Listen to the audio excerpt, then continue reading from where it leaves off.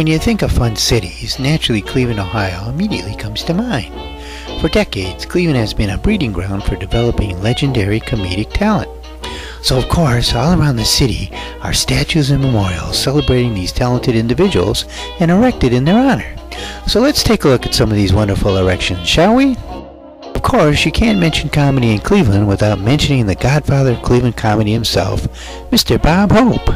They named this street Memory Lane in honor of Mr. Hope's theme song, Memory, from the hit musical Cats. Of course, you've all heard of Jack Benny, but did you know he had a brother named Fred?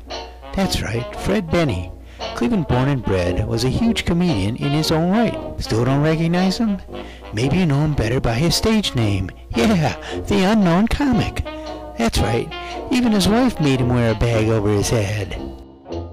Now this is Abe Lincoln, born and raised in Cleveland.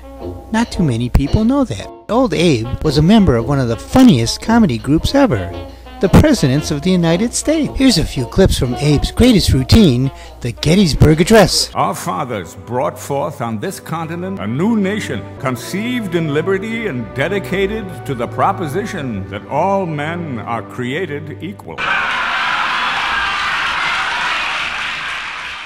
and that government of the people, by the people, for the people, shall not perish from the earth.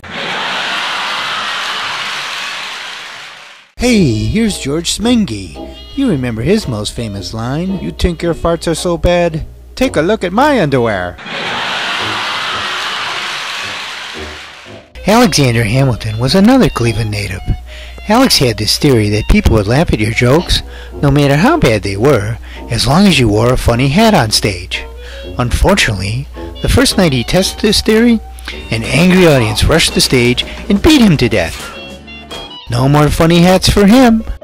So we hope you enjoyed this walking tour of Cleveland comedy, and please join us next time for part 2.